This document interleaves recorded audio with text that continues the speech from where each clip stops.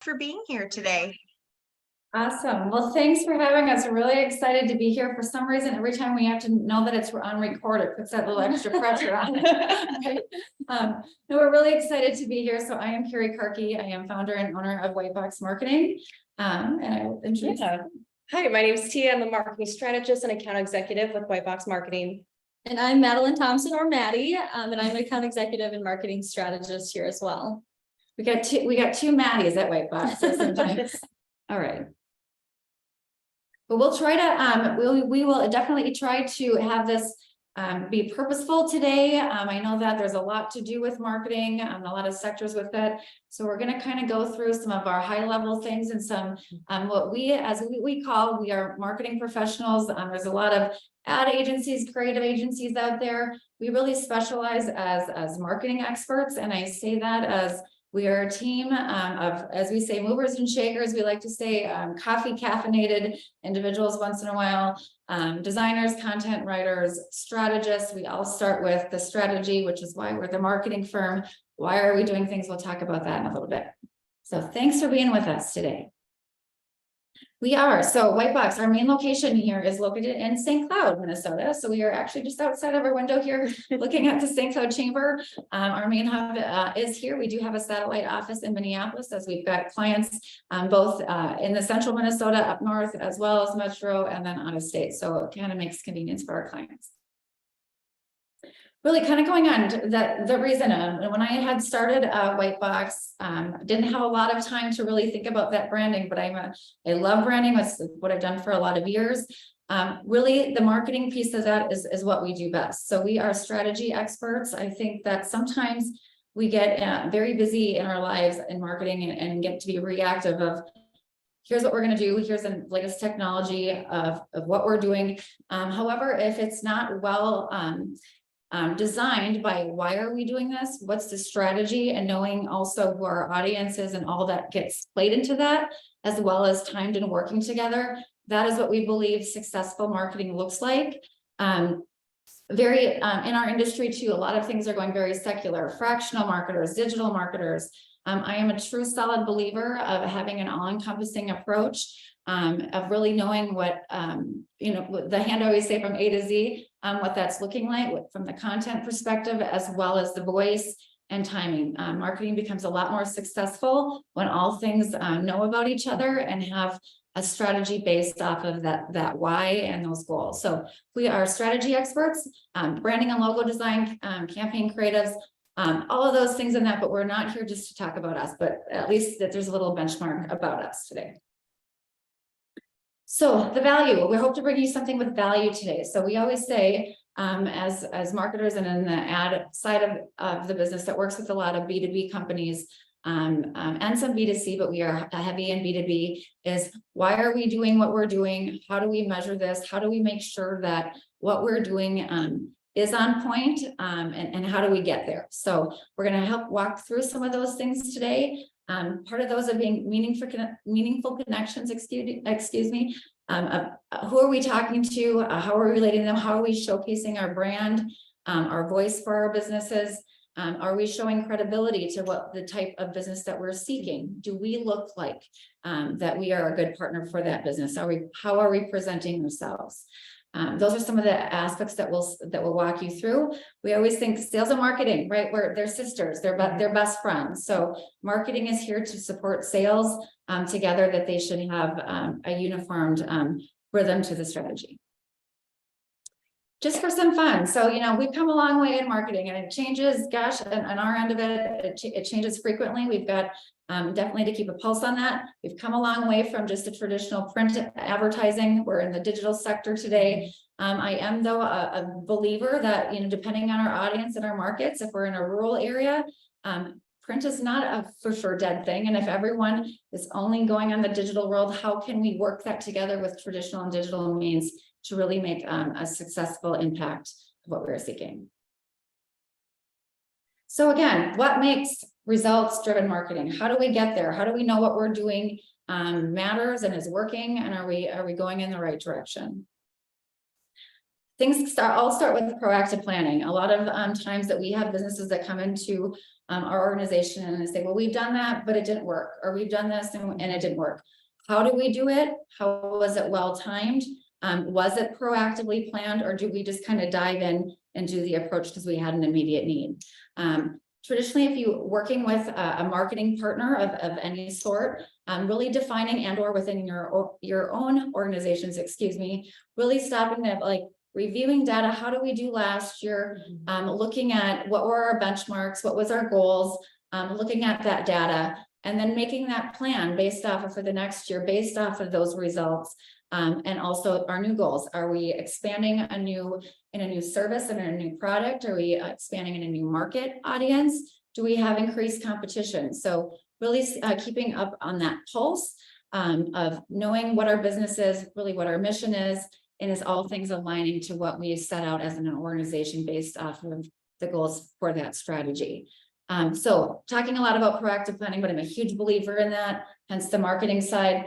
Then we really walk through your elements of business. So next thing is we call them foundational elements of business, which includes website, your e-communications, what your main hub of information is that you present yourself out about your organization. So are those optimized as a starting point before we're doing ad spend additionally?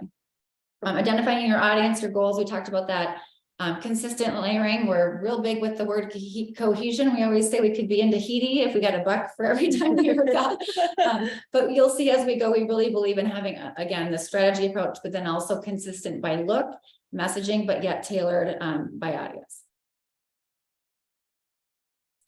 Talk about a lot about that. We'll keep going with the proactive planning strategy and how we get there.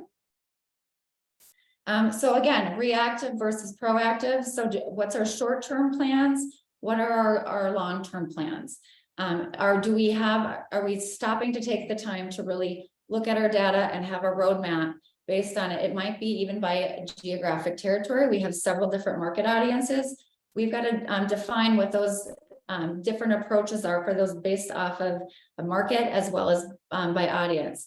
If we are talking to, say, in manufacturing, a CFO or a head of operations type of thing, that strategy and that content plan is going to be very different to something to somebody that we might be doing on the B2C type of situation. So again, reactive planning typically doesn't have the same amount of success rate as when we have a proactive strategy and all things are aligning. Just for some reactive, here's just the thing. He didn't get the invites out in enough time. He didn't plan it. He didn't get his communications out. Nobody came to the party. Just kind of an example of that, of the difference that we can have when, here you go, Tia. When we had that well-planned strategy alignment, and we've got all things communicating, marketing again, is not just marketing and advertising, it's really your communications. We love these. These are roadmaps. I believe, yep, it's an Excel document, but in our line of business, really what we do, how we do it, and when we do it are going to be the most vital parts to setting that proactive strategy. And how do we get there to have measurable results is really formulating what we're doing in each of our different areas. It could be, do we need to relook at our website? Do we have our collateral materials for our sales tools for our sales team in a digital format and or in printed format of what they need on that sector? Do we have different markets? Do we need to separate those out of what we're doing in Minnesota versus what we're doing in North Dakota, for example, and or in different urban areas versus metro areas as well as target audiences, what we talked about. So roadmap, this will be your communications guide. This will also level up the next level year as you looking at data from the previous year and now making an optimized roadmap for the year going forward. Content calendar, so things like, and especially in the digital world of things, having a content calendar, and Madeline will get more into the social media side of this, but really looking at that, and I'll let her dive in deeper on that, but we've got to have a strategy for the high level business part of having that in our social media, in our Google, well thought out ahead of time. Obviously, we do have to be reactive though in marketing when we've got daily things and things that are happening. that's our time, that is the time to be reactive and to jump in, but at least we've got our main strategy approach well-timed and thought out ahead of time. The foundational elements, as what we said, again, so starting about strategy, I'm just going to walk you through our steps again, and then re-looking at our foundational elements of business. Foundational elements of business and our key words are really your website. Websites are your first benchmark to your business. It's interesting how many times that, we've got, well, I've got a website out, it looks fine, but we haven't looked at it or touched it or optimized it. If you haven't done that in the last year at the minimum, you should be doing that. So that's giving us data in there to help us guide us to who's engaging with us, where are they going, and where do we best need to optimize on that. But so website, is it just a tool, or is it a working generation tool for us? E-communications, we put that in there. We think it's an economical way to stay. We'll get more into that. As well as obviously your digital presence, social media, Google My Business page, Google Business Profile. Websites, and I promise you'll hear from my fellow colleagues here soon, I promise you. But websites, again, just diving into that a little bit further. I always say there's either brochure informational websites. So we have a presence on web, we're there, we've got content, but we're really not optimizing our website to be a generation sales tool for us. So simple things that we're looking at that are, do we have a clear and easy navigational site? Is it, we have an average of about 3 to 4 seconds to capture somebody online to decide if they want to read more content. So do we have what's important to our audience, not to us as business owners, but knowing our audience, do we have the necessary information, easy accessible within those first couple seconds, so that businesses and our clients know exactly what we do and what is the value to them. Secondly, again, after easy navigation are we asking for the sale? Are we asking for them to contact us? Are there tools within our website best optimized to have it within multiple pages of our website, to asking for them to reach out to us, asking them to what to do next? Those are the things that when we look at web, we need to guide our audience and provide those opportunities. There's basic things on that. We also very much look at the backbone of the website. So yes, we can make a website look amazing on the outside, but before we spend those ad dollars and we do all those things, are we best optimized on the back end of the website? Do we have our SEO organic keywords and meta tags in there? Are we having deleting words that aren't working for us? So again, making sure that our content's optimized and we have our best plugins and situations for SEO on the free, everyone loves the free stuff, on the free organic side before we start adding ad dollars to that. This is just a visual representation. So does your website, the one to the top, not visually engaging, right? And kind of in that, do we have, or the second one, again, just by a visual thing, brings you much more and makes you feel like it's a more reputable company. Situations like this where website branding needed to be reflected. They wanted to be known as more of a destination place. Previous website didn't really bring you in to get people to say, this is worth me driving. New branding and alluding into that main message and how you present yourself has now attained more results. Knowing your data. So we always say with everything is, you got to start with the benchmark, right? So knowing your data first, reviewing that on the back end of your website. There's tools out there, marketers have those tools that we can see where people navigating on your website. We can kind of take a video reel of that to show you. It's really fun to actually watch. We can see a user and where they're engaging and where they're going. Again, re-looking at your content at least at the minimum yearly, at the minimum, but is your content still relevant to the audience? Is it valuable to them? So knowing that market analysis and using those data, not just to say, okay, I'm getting my value for what I'm paying, but what is it doing for you? What are we gaining of knowledge to keep remarketing to? SEO, I'm almost done, I promise, but SEO, there's a lot of things you can do on that. But think about it, how do we all operate today? If you don't know, we used to have the old phone book. I remember when I used to start in this industry, I had a firm spending hundreds and hundreds of $1,000s on Dex ads a year. Boy, that has changed. But again, looking at what are the things that we need to do from a content thing to help us optimize. Everyone goes on Google and or whatever your search is today. That's how we find information if we don't know. Yeah, and last but not least, I'm going to introduce Tia here, and she's going to talk about our next level of digital aspects with both on Google. Absolutely. Yeah. So Google Business Profile is really important. I'm sure that most of you have this set up, but it's on Google, so it's easy for people to find you. Oh, thank you. Yep. There you go. So very important to have all your information on there. I would highly recommend optimizing it. So some people just have it up there where it's just their name, maybe hours and then website, but really optimize it so it's showing photography. You know, what does your company do? What does the inside look like? Your staff, have it on there so they can get a visual representation of who you are even before they go to your website. And then also having a bio on there that can also help with the search engine optimization, like Carrie was talking about. SEO. Also looking at reviews. This is a great way to showcase how well you're doing if your clients liking the work that you're providing them, and make sure to respond to every review, even if it's bad. Having a professional response, like thank you for your, your thoughts. Like, can we get a phone call if it is a bad review to try to help them take that off? But make sure to respond to every review if possible. Engaging with your audience is an important thing. Yeah. Now we're going to talk about Google Ads. There's a couple of different Google Ads that we would like to share with you that are very helpful for inbound and outbound marketing as well.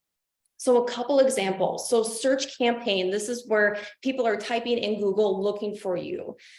So how we set this up is we've defined keywords. So what keywords do you do? So maybe it's manufacturing, maybe you're in the medical field, but making sure that the keywords are on your website as well. So for example, this one says sailing lessons. So this is a place, this is what your audience is typing in. So you're going to have a defined list of keywords. So when someone types that in, you're going to come up to the top. So you can see the top one comes up and it's live aboard ASA Sailing School. And there's a little ad to it. So that is what it looks like. And you want to be one of the first websites that come to the top. Because if you're on page 2 or even on the bottom of page 1, people are probably not going to see you. So you want to make sure you're one of the top 3 websites that come up, and that's going to help people who are actively searching for you. Another kind of ad is the display ad. So this is where you're going to have a graphic with messaging. You can see it below. You might have seen these before if you read blogs, especially on recipe websites with some of those ads, or just on different kinds of websites.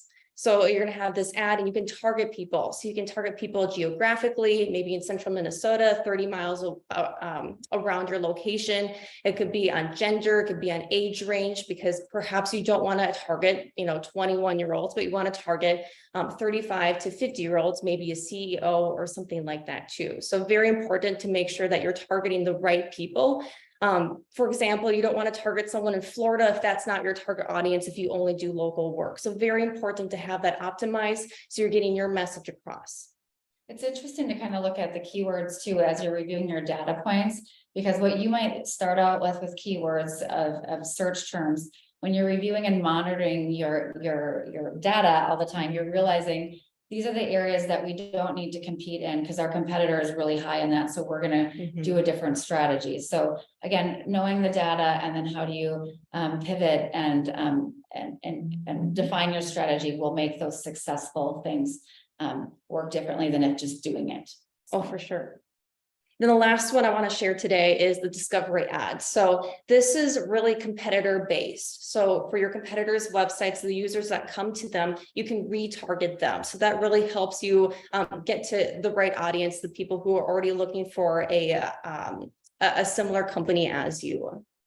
And that's a fairly newer thing with Google, and just in the last couple of years is doing more in the discovery approach. We used to just think, search, keyword, PPC campaigns, things like that. But now looking at different avenues of attracting our audiences, and we'll get into personas and stuff later, which is a whole nother level of engaging with them. prior, much earlier than maybe what their need is at that time. Mhm. And then when you're doing these Google ads, you want to look at the analytics to see how successful that they are, how they're performing, and see ways that you can monitor and adjust it depending on if something's working really well. Let's say you have a keyword that's getting a lot of hits, perhaps putting more of a media spend towards that rather than a keyword that's not performing well. Something about this is it's not a light switch for SEO or Google. So with keywords, we recommend you continually do that. If you do it just for 1 month, you're not going to get the results that you want. So it's more of a long-term effect. And we'll talk about long-term goals and short-term goals, but SEO and keywords are definitely a long-term getting people in who are looking for you as well. Something about this is that there's 2 things that you're going to want to look at for Google Analytics. One is impressions. And so that's going to be a higher number because that's when people maybe scrolling through their phone, they're going to see your ad. That's an impression. Then you're going to want to look through the click-through rate. And that's going to be when someone presses your ad or is on the computer, it clicks it and it's going to go to your website. The ultimate goal is to have people go to your website to learn more information. And as Carrie was saying, it's your 24/7 sales tool. So you just want to get people to that. So those are the 2 metrics that I would encourage you to look at, getting the impressions to transform into a click-through rate. What if one day Google was deleted and we couldn't Google what happened to Google? Just some fun thing to put in there. I'm just happy for Google Maps. There was a day I couldn't go anywhere because I didn't know how to read maps. So thank you, Google Maps. Yeah. Right? Oh, right. Email marketing and digital communications. This is something that we use a lot. It's a very economical way to stay in touch with your audiences. It's a way to showcase, testimonials, showcase case studies, cross-sell with your clients, prospective clients, internal audience, just a way to get great communications out. We recommend typically a once a month e-newsletter or quarterly e-newsletter, and then mix that in with e-blast too. So making sure that you're communicating will strengthen that relationship between your clients, prospective clients, and internal audience as well. And how we use that content. So we're always looking at what we're doing and how do we optimize what we're doing. So having that be a sign up within your website, having that archived within that's all more content generating out. We usually also then layer that within social media. So we're repurposing some content. The more you're generating out, the more that helps all of your digital presence, especially from a search capability, as Tia was saying. Mm-hmm. So here's an example of what an e-newsletter could look like. So you want to ensure that your branding's in it, but also messaging is super important, what you're trying to communicate with your clients. So the first example is an external e-newsletter that's going to speak to their clients. This is a bank. And then on the right-hand side is an internal e-newsletter. So they have a large staff. And so they want to make sure that all communications are going out equally to bring unified to their business. So very important to sector it out so that you're tailoring your information to your sectors as well. For manufacturing too, you might have your referral base partners or your vendors. Obviously your current clients, and then you've got a different message that would go out for people that you're trying to seek of bringing why work with your organization. So yeah, absolutely. Yes, and then social media. So this is another one that we always like to talk about, and really with social media, you either love it or you hate it. But from a business perspective, it's a great foundational tool. And I really challenge you, just as I'm going through this, to kind of think about your business and the social media platforms that you're on, or maybe you aren't on. I know here at Whitebox, we're constantly researching the differences in platforms, as it is an ever-changing avenue of marketing. And it's something that, like I said, changes daily. So just make sure we're keeping an eye on changes within that. So really, like I said, taking a step back and figuring out what platforms you need to be on. And I'll go through some examples of really necessary platforms to be on for different industries, and making sure that you're aligned within your messaging and your creative outlets in that. So first, knowing your target audience. So this will kind of help you methodically think of knowing what platforms are good to be on. So first, your target audience, knowing who are you talking to? And if you're talking to different people, how are we changing our messaging to attract those people and to speak to them? Another one, posts. So when are those posts going on? It's something that we're doing research on with our own clients, of times of day that people are most active or most likely to engage with the posts. Another one we always like to talk about is those boosting dollars that are behind it. So you're always talking to people who are following you, and boosted posts do well, just keeping that top of mind, but then also targeted posts. So reaching out to those who aren't familiar with your business or who aren't your current audience. So just a fun example here. like this one. We We should love put this this up. one, yes. So with Twitter, of course, knowing the different characters and the limited amount of space and content that you can add. So here I'm drinking #tequila. I'm doing it right now. Yes. And then Facebook, I like tequila, just a fun thing sharing. And then Instagram, of course, being more of a graphic and visual platform. So here's a picture of me drinking tequila. And then YouTube, of course, you see all the videos of the day in the lives and really great content with that. So here I'm getting ready while also drinking tequila. LinkedIn's always a fun one as it's a B2B platform. So my skills include drinking tequila. And then Pinterest and TikTok too, kind of being different in that way. TikTok very much of that video, the shorter second clips. And here's me drinking, or here's me dancing after drinking tequila. So just some fun things to share there, and a good visual for beginners who are understanding the social media world. You know, and different businesses will require different social media platforms. So if you're a manufacturer, obviously you're going to be heavy on LinkedIn strategies, as well as, yes, you're going to layer those things with Instagram and Facebook because they go together. But LinkedIn is going to be a bigger deal for you in that sector, where let's say you're I'm going to pick on just, let's say, an ice cream shop or something just for the B2C. You're going to be much more Instagram, TikToks, things like that, and much more activity focused. Yeah, and then really just like the other foundational elements, starting with that benchmark. So what are you starting with? How many followers, how many people are engaging with your posts, and then going there. So having that goal in mind of what you want to increase within your reach. And then again, just that difference between the organic versus paid. So people that you're just who are already on your page and that you're engaging with, that helps your organic reach. And then also bringing in that paid side as well, with boosting and getting people that aren't familiar with your page. And then photography and videography. So kind of a sister avenue that we always like to pull in with Instagram and as social media in general, and really going into just kind of the way that photography is used within your business. So it's great to have that customized side of that. Stock photography, it's great when it's needed, but really we always recommend having that customized photography, and it just helps your overall brand and your overall message, and for your audience to kind of feel like that credibility is there. So some fun photos here of company space, it's always a good thing to share. And then kind of mixing it up with the drone videos and images, and sometimes depending on the industry, GoPro footage. And then headshot photography, always a good thing, and kind of a foundational element within itself of just making sure that company photos are aligned and cohesive and really nice for LinkedIn and other avenues. People like to know who they're working with today. Yeah. I think, especially with the last few years and that dang word pandemic thing, we looked at business a different ways. People are doing business with different businesses for different ways. We're seeing, and really doing much more of that partnership type of approach to who they're choosing to do business with. And so showing people voice, having that content creative of who really, what your personality is for your organization is benchmarks that will help traction.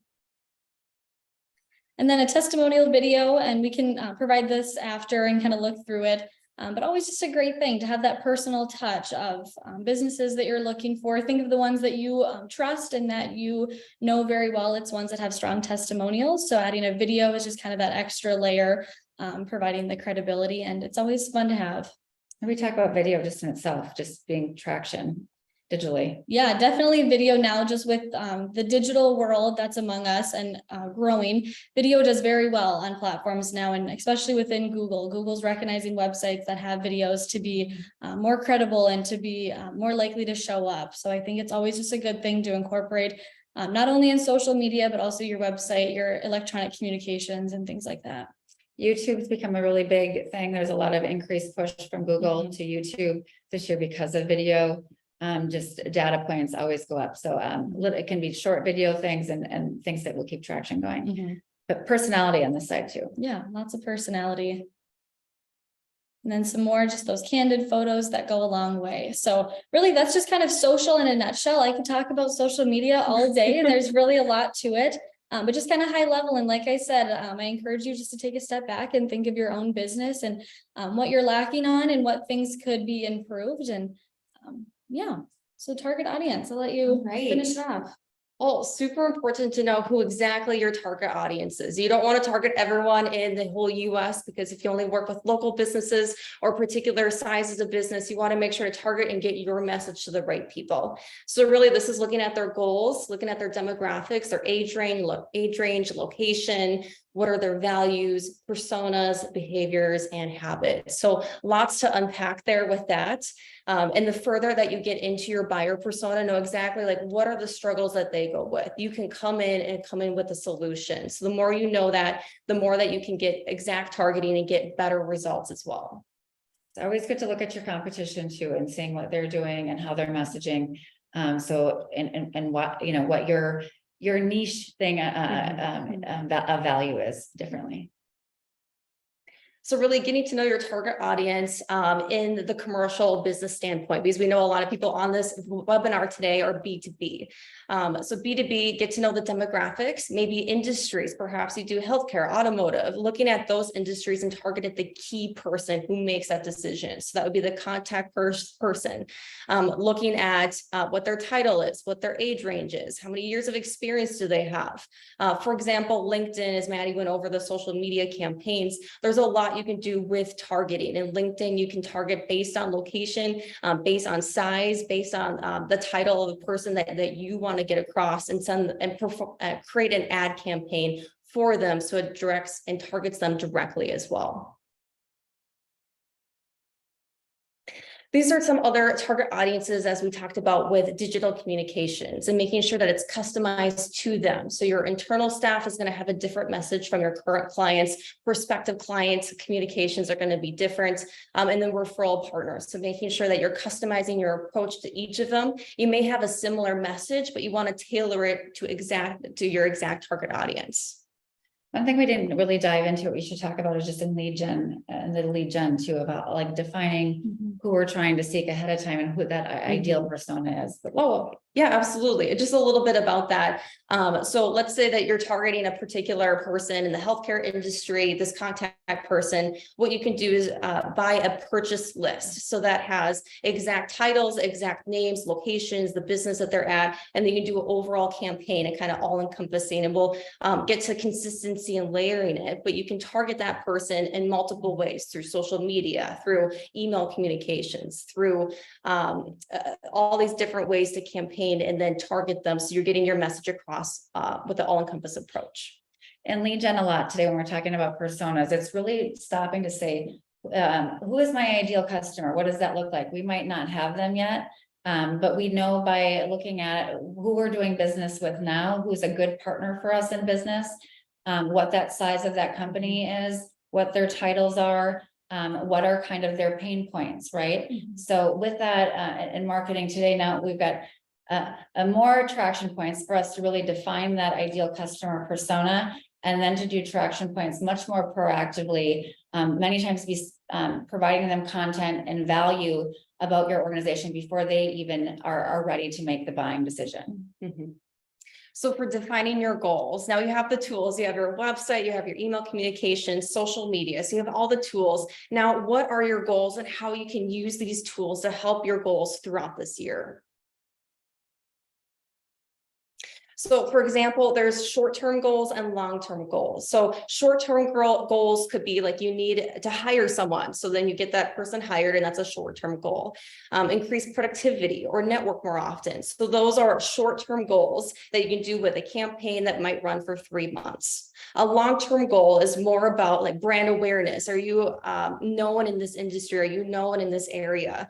SEO is very important for long-term goals. Like I mentioned, it's not a light switch approach. Having the keywords keywords in the back end of your website, through Google search campaigns. That's going to be a longer term goal that doesn't happen right away, but over time it's going to increase, and year by year it's going to gain much more results than 3 months.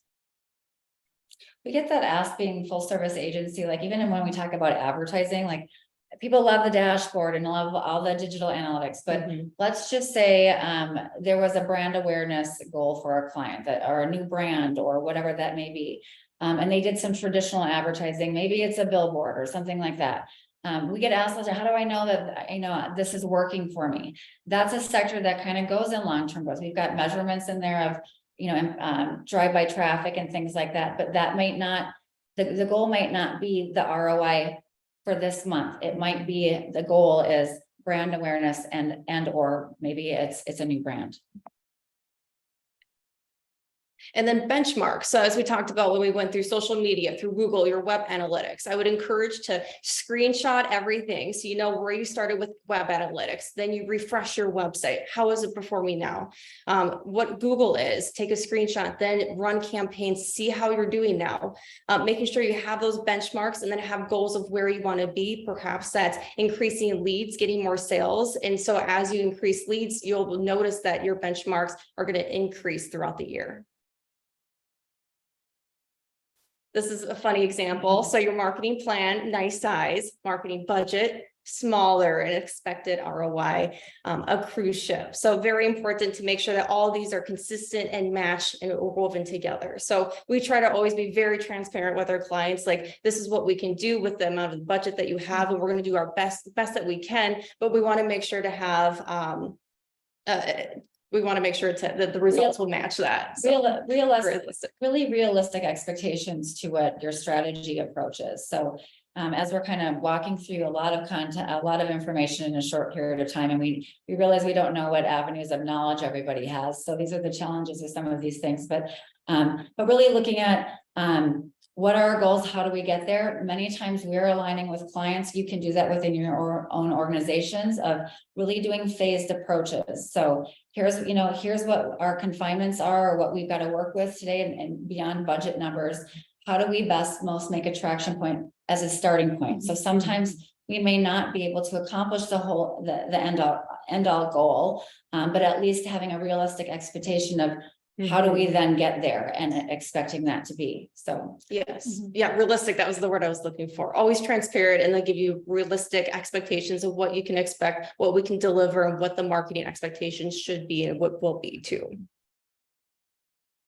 Consistent layering, so very important. I know we mentioned a little bit about this, but once you have your brand, your campaign, you want to make sure it's layered into an all-encompassing approach, so that when you see your campaign, your logo, it's not going to just be, on social media, but it's going to be in your e-newsletters, your website, social media, making sure it's very consistent with that message too. And if I could say too, like with social in that way, we hear all the time of, I tried targeted social media, why didn't it work? And really, like the layering that Tia's talking about, we always ask, what other avenues did you do with the targeted social media to really build that approach in the best way?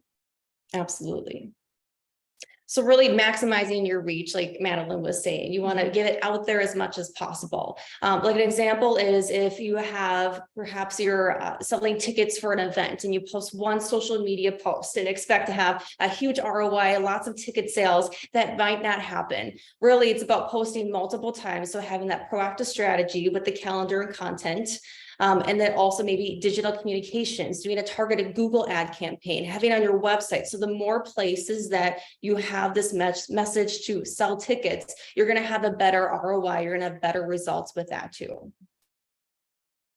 So here's an example of this bank that we did the style guide for. So making sure you have the right colors, the right logo, and then using this for the campaign. So extending based on the logo, we're going to create a main message that's going to go into multiple places. So you can see how there's consistency in all of this, from the main message, from the graphics to the overall approach here. So from billboard to social media, through video, collateral materials, it's all consistent. It all comes together.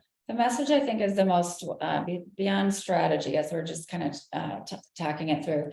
Your main message is different than your logo and your branding. Kind of going back where on that style guide, I recommend that every business, even large organizations that we work with, it's interesting how there's inconsistency within the org. You're working with vendors, you're getting swag things. This department's using this in a different way. So really, we can make it large. We used to make them 25-page things back in the day. Today, less is more, right? So just having a simple tool within your organization is a recommendation. Many of you probably have it, but you'd be surprised how many don't. This is a simple format, but what's our logo, both in vertical and horizontal use? What are our colors? What are the fonts that we use? And this is the only way that we use that. So that is indeed a recommendation. If you don't have that within your organizations yet and or your teams, will help a lot of continuity in brand. When we think of successful brands, that we think about whatever that may be in your mind, there's a reason for that. It's not because it's all, it looks a different way in different in areas that we're going. So it always looks the same when you close your eyes and you think of the Target thing. Target comes to my head. I don't even need to read that it's Target anymore. I know it's Target. There is an example for that. And here's another example of orthopedics firm. So everything comes together. You can see there's different colors, but the font's the same, the messaging is exact. And then it's targeting different audiences. So this one is for younger generation, people who are athletic, and making sure that it's patient focused. So then they see themselves in the ads. It really connects to them. So from a content and copywriting standpoint, it's very important and visually that they're connecting with your ads and campaigns. Every year, develop a new refresh campaign for your business, a new message. If the word campaign is too big, to tailor it down to a message. So what's our main message for the year? You're going to have some variable data in there. You should have some variable data in that. So if you're talking to this market audience, that may look different than over here, but the main approach to what you're presenting your organization has a unified and cohesive look, excuse me. So pop quiz, which company created the marketing campaign slogan, "You're not you when you're hungry"? It's almost lunchtime. It's almost. So if you think you know the answer, you can type it in. But the answer is Snickers. So if you got that right, type that in the chat box. We all see that brown bar. We know what it is.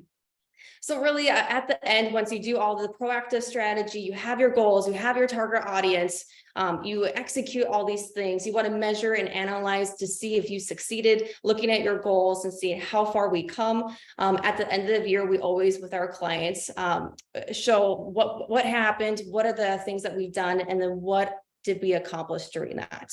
And of course, there's going to be review points. So if you do a 3-month Google campaign or a social media campaign, of course, there's going to be metrics along the way. But big picture, what did you accomplish and where was the success for you? So this is an example of a dashboard snapshot. So this is going to have all your social media analytics. This is going to have your Google analytics, your web analytics, radio analytics, all put together so you can view along the way how you're doing, how you're performing, and seeing where you need to adjust for the next year.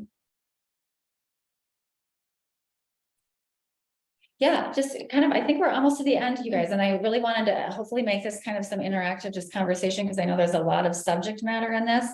But really, as a walkthrough of like what makes marketing successful, a lot of things, we've said it a lot, but I hope that will stay in your head, is really developing a marketing plan or a strategy approach. What is the why? Why are we trying to accomplish this? Do we have new services, new offerings? What is our goal for the organization this year? And then proactively really having a roadmap well defined out ahead of time, knowing it's a guideline. It's marketing is, again, communications. It's not just marketing and advertising, it's really communications. Aligning that all together proactively will really help your flow for your business, will help your success rate for your business, and will value you very much so as you're growing into the next year. Looking at your foundational elements of your business is your next stage into that. So again, and recap, that's your website, that's your online presence tools, social media, Google. We like to tie in e-communications because we just believe you got to keep in touch with who you're engaged with, and it's an economical way to do that. knowing who your audience is and who you're speaking to. But really, I want to pause and say, knowing not what we think is what we want to say about our company that's important about it, but what is important to our audience. So something we didn't have a lot of time to, but surveys are very good data points to do for your organizations. We usually do those twice a year and do, even for our own company, but understanding the value of what they need before assuming that we know. We all get tied in our own businesses and kind of get stuck in that sometimes. And then again, looking at your data, not just to look at what that is, oh, we got these click-through rates, but what does this mean? And where do we keep optimizing to keep growing and to keep optimizing with what we're spending, how we're doing it, and what is our message? That, my friends, was a lot, I know, but really honestly, I just want to say I've done this for a lot of years, and we've got clients in diverse elements of marketing. Some of you got marketing departments in that. I hope that you can at least some tools out of this, and some of you, I know different levels of knowledge, but of some benchmarks of how do we really value what we're doing? How do we know that it's working? There's a lot of facets in there, but I hope we gave you some structural points to at least things to think about going forward. So we would love to have some dialogue and some questions and some things like that. So we'll open up the chat to you. I'll let you do that and see if anyone can give us anything. Yeah. Any questions or comments?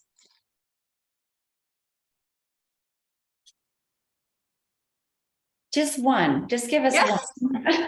Anything. I love the tequila example. Yes, I thought that was great. Yeah, like the tequila, Zoom. Yes. Right. Awesome example on a rainy day. Makes you think of vacation. Yes. Well, it's always interesting to kind of know, maybe we'll ask you a question, like what are some of, where are you guys coming from a marketing side? I mean, when we do these things, it's always hard because some of you might be doing this every day within your businesses and have a very in-depth knowledge. And some of you are here for the reason of you don't have an in-depth knowledge. So anyone want to share just anything of a takeaway that you maybe have took from today, or where you're coming from within your organization from a marketing standpoint? Seasoned, new, have a department? Quiet. We have a quiet group.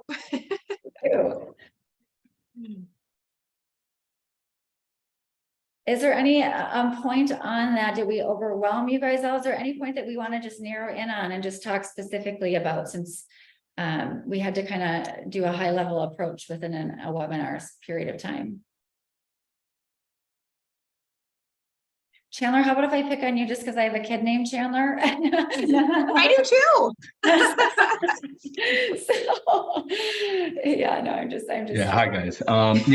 First off, I apologize if everyone else is jumping off, but yeah, no, this was a great presentation. So I work for a medical device manufacturer company that just recently moved to Fargo. So our team is pretty small. I will say, so I'm a product manager, but I came from the engineering background. So actually my role focuses more on upstream, but I will say that one of the interesting challenges is not just kind of like taking, finding like the right set of people, but given how the healthcare industry has changed pretty drastically over the last couple of years, there's a lot of people phasing out.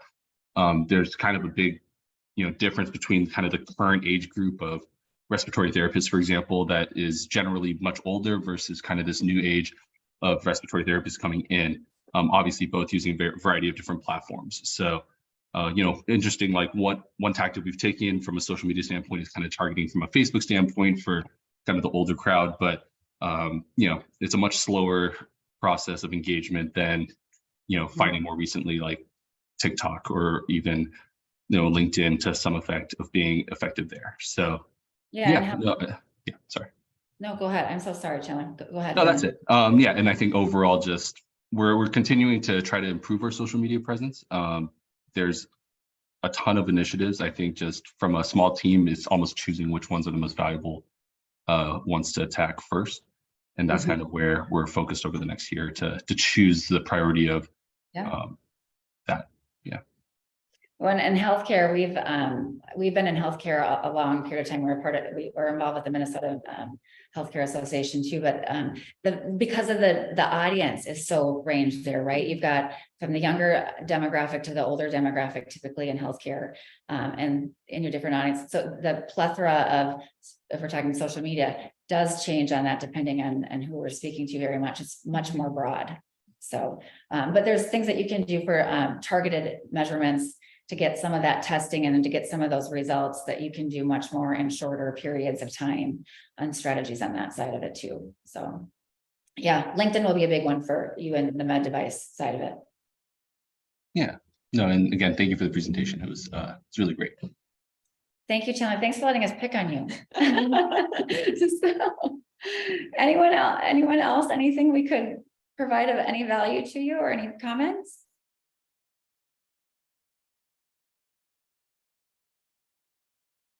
Okay. Well, and you might have some questions coming your way too, because I had a few that weren't able to make it today that'll be watching the recording and all of that. So Perfect. just an FYI, but I want to thank you again for the presentation today. Thank you to those that are still on for joining us. And I hope everybody has a wonderful day. Sounds great. We appreciate Thank it. If you you. need any things, we're at hello@whitebox.marketing. No.com, just hello@whitebox.marketing. Thank you, everybody. Awesome. Thank you. you. Bye-bye. Bye, everyone.